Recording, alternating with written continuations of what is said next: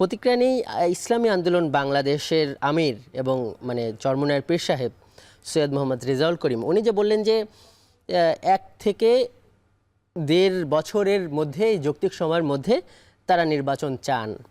এই বিষয়টা কি ক্লিয়ার করবেন? বিশেষ করে এই প্রশ্নটা এই জন্য আসছে যে আজকে এই কথাটা আসছে, বিএনপি মহাসচিব উনি আজকে আপনাদের সাথে একটা মিটিং করেছে, সেই মিটিংয়ে আপনিও ছিলেন। এই বক্তব্যের সাথে যে আপনারা বলছেন যে 1 থেকে 1.5 বছর, এই বক্তব্যের সঙ্গে কি বিএনপি একমত?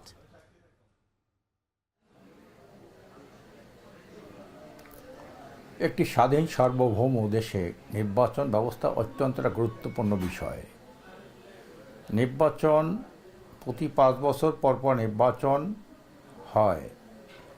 নির্বাচনে জনগণের প্রতি অনেক আশা কথা শোনানো হয়, ইশতেহারে অনেক কথা বলা হয়, কিন্তু আমরা 53 বছরে কি দেখেছি? 53 বছরে দেখেছি অনেক দল নির্বাচনে যাওয়ার সময় অনেক সুন্দর সুন্দর কথা বলে, জনগণ অধিকারের কথা বলে, দুর্নীতি সন্ত্রাসের বিরুদ্ধে কথা বলে, মানুষের অধিকারের কথা বলে।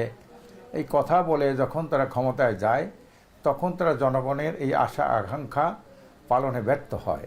তখন জনগণ তাদের উপরে ফুঁসে ওঠে, আর এর ফলশ্রুতিতে যেভাবেই হোক নির্বাচিত সরকার তখন তারা ক্ষমতা হারাতে বাধ্য হয়, যার বাস্তব প্রমাণ আমরা 53 বছরে দেখেছি। 53 বছরে অনেক দল ক্ষমতায় গিয়েছিল, আবার ক্ষমতা থেকে পদচ্যুত হয়েছিল, জনগণ তাদেরকে ক্ষমতা থেকে নামিয়ে দিয়েছিল। এজন্যে নির্বাচন হলেই শুধু হবে না, যেন তেন প্রকারের নির্বাচন হলেই হয় না। 53 বছরের ইতিহাসে অনেক নির্বাচনে যেন তেনভাবে নির্বাচন হয়েছে, জনগণের কাছে তাদের কোনো আশা প্রত্যাশা আকাঙ্ক্ষা পূরণ হয় নাই। এই জন্য আমরা চাচ্ছি নির্বাচন সুষ্ঠু হওয়ার জন্যে আগে কিছু সংস্কার হওয়া প্রয়োজন, যেমন রাজনৈতিক সংস্কার প্রয়োজন, সাংবিধানিক সংস্কার প্রয়োজন, নির্বাচনী সংস্কার প্রয়োজন, বিচার বিভাগের সংস্কার প্রয়োজন। এমনি করে এখন ভাই, এখানে তো স্পষ্ট আপনারা এই নির্বাচনী সংস্কারগুলো চাচ্ছেন, এবং আপনারা কিন্তু এও বলেছেন যে এই সংস্কারগুলো শেষ করে আপনারা বলছেন যৌক্তিক সময়, যেটা 1 বছর কিংবা 1.5 বছর, আপনারা এও বলেছেন যে 6 মাস তো চলেই গেছে। আর কিন্তু আমরা যে প্রশ্নটা করতে চাচ্ছি যে আজকে এই যে বিএনপির যে মহাসচিব, উনি আপনাদের সঙ্গে যে মিটিংটা করলেন, ওইখানে অনেকগুলো বিষয়ের সঙ্গে আপনারা একমত হয়েছেন। এই জায়গায় কি মোটামুটি একমত যে আপনারা, কারণ বিএনপি কিন্তু বিভিন্ন কথা বলছে, তারা এই আগস্টেই নির্বাচন চাইছে, এই ধরনের কথাবার্তা আমরা নেতাদের মুখ থেকে শুনছি। আপনারা কি একমত হয়েছেন যেটি আপনারা বললেন, এর সাথে কি বিএনপি একমত? এই প্রশ্নটার উত্তর চাই মূলত।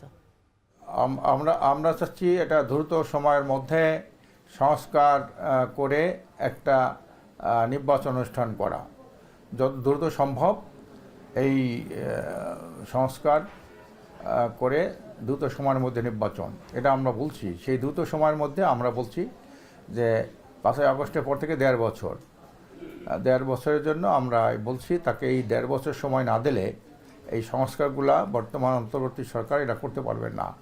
আর এটা যদি উনি না করে যেনতেনভাবে নির্বাচন দেয়, আগের নির্বাচনের যে অবস্থা হয়েছিল এবার কিন্তু তাই সেই একই অবস্থা হবে। কাজে এই জন্য আমরা একটু ধীরে সুস্থে, যেহেতু 16 বছরে ফ্যাসিস্ট আওয়ামী সরকারের আমলে কোনো নির্বাচনই হয় নাই, এবং এই আরও তো সে যদি ছাত্রদের গণঅভ্যুত্থান না হতো, সে আরও তো 4 বছর সে ক্ষমতায় থাকতো, যেটা কোনোভাবেই হোক। এই জন্য আমরা দেখতে চাই একটা ফলপ্রসূ একটা কার্যকরী নির্বাচন আমরা দেখতে চাই। এই জন্য আমরা বলেছি যে সমস্ত সংস্কার সুষ্ঠুভাবে করার জন্যে 1 থেকে 1.5 বছরের সময়ের মধ্যে এটা উনি সম্পন্ন করে তারপর নির্বাচন দেবেন, এটা আমরা বলেছি। যে এখন ভাই, অনেক প্রশ্ন আজকে করব, অনেকদিন পর আপনাদেরকে আমরা পেয়েছি।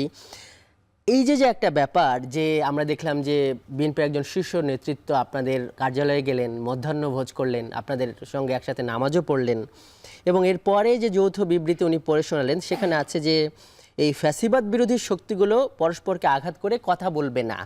আমার প্রথম প্রশ্ন হলো যে আপনারা কি এই যে বিএনপিকে আঘাত করে, এই প্রশ্নটা কেন আসছে, পরস্পরকে আঘাত করে কথা বলবে না, এটা একটা প্রশ্ন। আরেকটা হলো যে এই 7 দিন আগে আমরা এরকম আরেকটা মিটিং দেখলাম এই বরিশালে, আপনাদের যে ওইখানে যে পীর সাহেবের যে কার্যালয়, সেইখানে জামাতের যিনি আমির তিনিও গেলেন, একই কায়দায় দেখলাম যে উনিও মধ্যাহ্নভোজ করলেন, এবং ওইখানে আপনাদের একটা মিটিং হয়েছে।